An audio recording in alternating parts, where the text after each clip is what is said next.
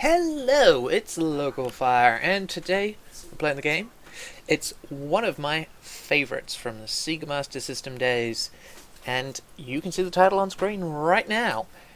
This is a game which I always hated as a child, because it was really hard, but since then I have really come to appreciate it, and I consider it to be one of the best games for Fantasy Barbarian, for reasons which I will go into in more depth in a second, but without further ado, let's kick it off. So it's Rastan, and like I said, one of the best games for the Barbarian ever. And to really appreciate this fact, I'm going to beat the game on a single life. Rastan the Unstoppable. So, it may not be obvious, but first thing we should mention is always the controls. They are stiff and horrible, and the most noteworthy thing about them is the jumping. Once you commit yourself to a jump, it's done. You press the button and you're locked in. That arc, regardless of what you may do, is always the same. There are two types of jumps: short jump, long jump. Can't change that. And that can be good or bad, depending on where you use them. It's all very much about using your jumps correctly. And you're not going to see it here, because I'm pretty sure that I'm going to run through the first level flawlessly. I've played it so many times that it is burnt into my memory. You know where all the traps are, you know how to do it. You could do this on reflex, basically. Or you could, if it weren't for randomly spawning enemies, which is one of the nice features in this game, of course. Enemy spawns are slightly different each game. It's pretty much based on the rhythm that you go through, as monsters will spawn in the same places, but if you're slightly off on your timing, different monsters spawn, so you can never be quite sure on that. But the game overall is simultaneously incredibly punishing, but also very forgiving at the same time. Most notably forgiving in the fact that you've got a health bar instead of the direct hit system which most games had back at this particular time, where if you got hit, you could take 3 hits maybe, you'd have a certain number of hearts, and every enemy would do a fixed slot of damage, whereas in this, every enemy does a slight amount of damage, and you can take a lot of it before you eventually go down. And that makes it reasonably forgiving in the fact that you can walk into enemy attacks, and you can botch things, and you can fall in the water and take damage. But, combine that with the fact of the mechanics behind the jumping. If you screw up jumping onto a platform, you'll fall in the water and you'll take damage, and then you can't precisely jump. So you can't either get back onto this rope, you can't get onto a platform that you've missed, so you'll just continuously take damage, and in that way a single mistake often compounds itself into just massive mistakes. And the stiff controls don't help either in being responsive if you slightly miss a jump and then have to turn around and quickly slay an enemy, but there you go, these things happen. But the biggest thing about this particular game is the fact that it will throw you off. Is that it's very... How am I going to put this? It's different in... I'm not sure what the word would be. Let me give you an example. Most games, when you would be playing through them, you would be memorizing patterns, enemy locations, sort of getting a feel for things, and then, say, you'd learn your levels and your boss patterns, etc., etc. You'd be slow and cautious, and if you took your time going through a level, slower and more cautious would be a bit better guarantee of success.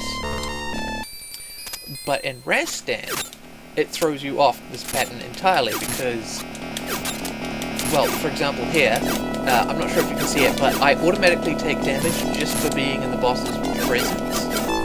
There are other mechanics like day-night cycles, where the levels get progressively darker and filled with more and more difficult monsters. and that means that you're encouraged to rush through, because if you take your time and slowly, systematically work your way through carefully, the level will get dark, and you'll get a lot more monsters who are more difficult to deal with. Monsters, of course, continuously spawn in front of and behind you, and their spawn rates and locations change based on how quickly you move through the level, or how slowly. It's difficult to know which is the optimal path through, but generally faster is better. Throw caution to the wind, press on, especially with the boss fights, because they continuously drain your health. You've essentially got a time limit on which to defeat the boss, and that time limit is based on how well you made it through the level, which in turn becomes more difficult the more time you take. So it throws that caution to the wind. It throws out the notion of carefully learning the level, because you can't. If you're careful and you learn the level well and you go through it slowly, then when you try to go through it quickly, all the enemy locations are changed and all that, so it makes it a bit hard to learn that level. It also, the fact that it's taking longer, it's made all the enemies spawn in more difficult locations, etc, etc. Means that you'll have less health for the boss fight, which means you've got less time to beat him, you have to be more aggressive, so you take more damage, and it all just compounds in that sort of way.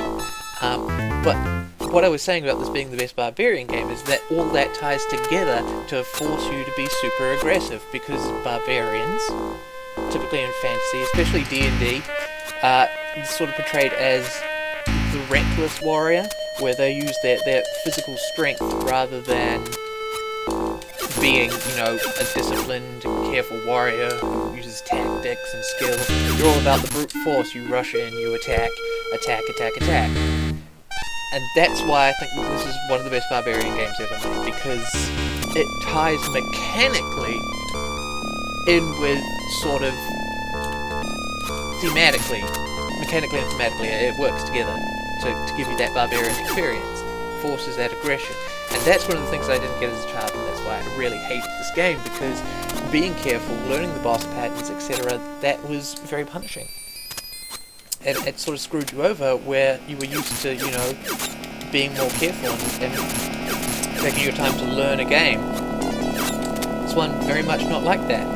Here, you just enemy shooting projectile at you with this guy, you just run in and you hack away. If you especially with this guy, because of the way he works, with his teleporting and stuff, if you wait for his bullets to go away, then he'll quite often teleport out of position so you can't just attack him, and you'll run out of life. So yeah, that's the reason that I like this game, and why it's, like I said, best barbarian game ever, I think. Or one of them. I haven't played them all, so I can't really comment fully, can I?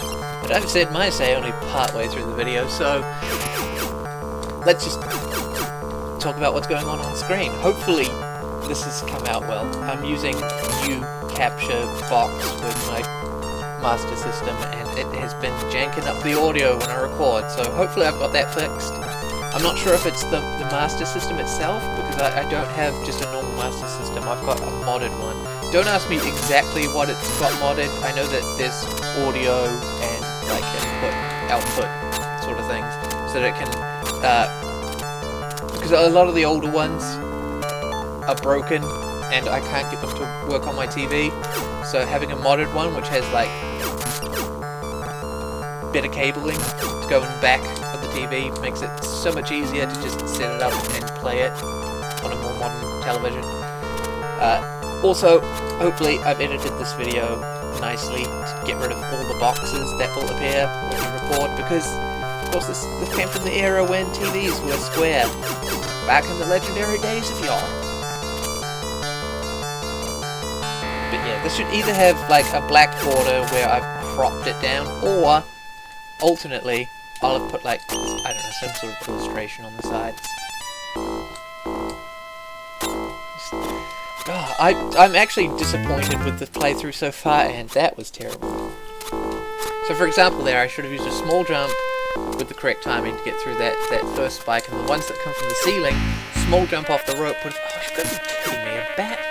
See, these are the sort of things that spawn when it gets dark if you take too long. Bats and wasps. They've got tiny hitboxes, but more annoyingly, they can attack on an angle, which you can attack in 4 directions.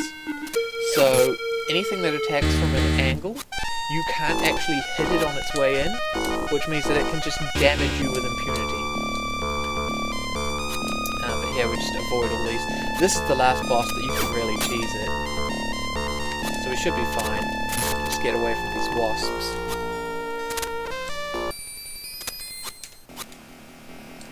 So yeah, that's the last boss where you've got a clear, easy winning strategy. Although I suppose only the first and fourth bosses really have a strategy where you can just nail them. The second and third are just easy and you just rush them, but they don't have much health, so you don't really need to worry about it. You can do badly on the levels, which I have been, unfortunately. I've got footage from these attempts where I've gone like flawlessly all the way up to this point and then died on the boss because the level 4 boss, the boss fight didn't last long enough to talk about him. I'm going to talk about him anyway. If you actually learn his attack patterns, he's got 2 places where you can hit him. The tippy tips of his horns on his helmet to damage him, which is stupid, and the bottom of his feet. He's got a literal Achilles heel. So you've got to wait for him to jump in the air.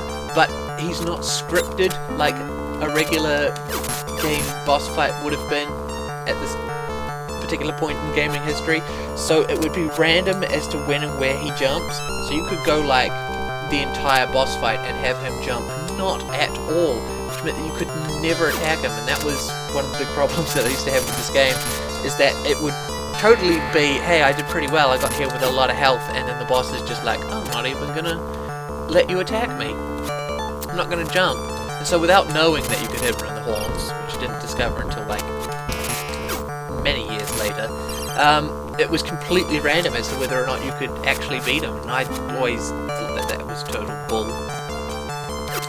But technically it's not, because you've got 2 ways of beating him, and that way that you just saw there was also easier. But like I said, if you learnt boss patterns, were careful and cautious, you would have to do it via his I am jumping in the air all the time way, which is random. So it's not like there's a set pattern, and you would lose a lot of life, because again, he only jumps periodically, you've only got a small window in which to attack him. Oh man, I was doing good there, and I could have avoided that boulder. You stand on the edge of the slanted platform and just thrust up into the air and it deflects the boulder off you. That was stupid. Yeah. So I do have video where you've done really well, but typically, if this goes through and I end up winning and I don't have to repeat myself all over again, which I should, because I've done this enough times that once you get to a certain point, you know that you're good. And I'm good, I've got enough health that I should beat this guy pretty easily. What was I talking about? Oh yeah, I've done far better than this, which is disappointing, because yeah, it would be nice if I weren't doing it all in just one go, and that was the idea of the video. If I just edited this so that it was like, hey, here's the best version of each of these levels. Yes, they're not contiguous, but damn if they don't look good. Because that's one of the things about one of these games is, it's the difficulty, the fact that it can be, like I said, punishing and forgiving simultaneously, is that when you do good, you do real good, and it looks good, it feels good to play it, and playing it back, where you just like, look at me jump over those projectiles, dodge those traps, and then hit that guy flawlessly, it's just so good, so satisfying to play. And it is that difficulty that makes it really good. Articulation, I've got it! We're doing much better than I did with the commentary on the Risk of Rain videos, because I don't have to speak for an hour on this one. But what? This should take like 20 minutes or so. But yeah, this is a good port. I've played the arcade version, but not much, because it cost money. And mostly from the arcade version, it's from watching it, because I could never afford to play in arcades as a kid.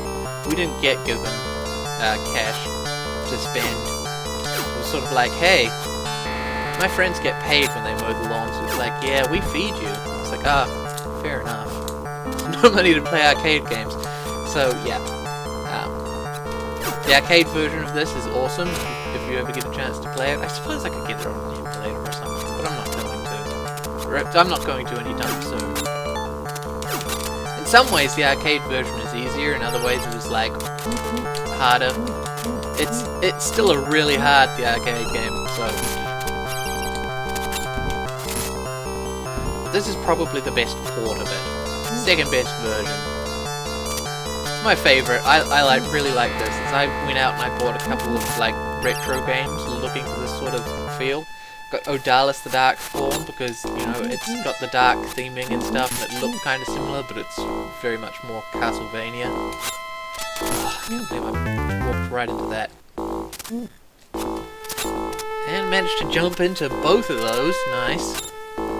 There is this extreme temptation to, when you've got the high jump or big jump and the small jump, is to just always use the big jump to be on the safe side, because in other games where you've got the alternating jumps like Wonder Boy, you always just go with the large jump because it's like, hey, why would I ever use the small one? It's bigger is better, and I can always just adjust go good, but in this it's like, hey, you used the big jump in the wrong place, you've either over jumped and you're now in a pit of lava, or you hit the ceiling and you bounce back down into a trap. It's good stuff. So that may have looked really awful, and it was, but that's because this boss is, you either strategize or you're aggressive throughout that entire second level so that you can get here quickly with the fire sword power up and do that. If you've got the fire sword power up, that guy is a piece of cake. You just tear through him. It's great. So here we go, the final level. In the arcade version, that would have been the final boss, or rather, the final boss would have been replaced by that boss, because, yeah, he's an extra for the port. And he's very cool, because, come on, screen-filling dragon, that's friggin' epic. And that was probably the furthest point ever made when I was young. And not even by me, my dad, when he played through this when I was like 7. That was as far as he got, and I remember seeing it, because that was one of the cool things about this game, was like, oh my god, what is the next boss? We never knew what the final boss was, because in the manual he's just a question mark. Marked as the Lord of Evil or something. And so coming through here in this dungeony bit, which is interesting at its own point, we can talk about the boss when we actually get to him. The first time you get through here, it's a maze, because unlike the other levels which just go left to right, this one's like, hey, go through it in certain ways. You're actually almost guaranteed to go to the correct spot, because if you've noticed, you'll come to a section, it's like, hey, there's 3 guys coming towards you and there's these spike traps, and to the left there is nothing, so you're like, I'm gonna go left, and you fall down that invisible pit, and it actually leads you right to the door. So I don't know if that's just luck or really good game design. And here's the final boss. He is a slightly smaller dragon, which in the arcade version this is the final boss. This is what he looks like, and he's much tougher because he shoots a fan of fire and not just the fire pellets which go down at your feet. In this, it's almost embarrassing how easy he is. As you can notice, you do the jump attack, you nick his wings, which deals the full damage to him without also dealing the damage to you. And even there where he's got me cornered and he does his projectile attack, it still never hits you. He really is no threat. Kind of a disappointment too, because you've had a giant screen-filling dragon, and now you get a slightly smaller, easier dragon. I mean, without the fire sword, the actual screen-filling dragon is a lot harder. So if they'd switched them around, I think it would have been a more satisfying end. But in the end, that is so easy as to be kind of disappointing.